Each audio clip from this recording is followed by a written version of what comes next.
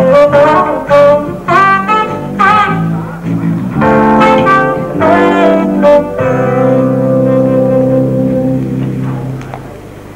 har lige fået et brev fra Rune. Kære Mette, da det nu er ved at være 25 år siden, vi fik ugen på, inviteres dig til jubilæum på gode gamle Årsten.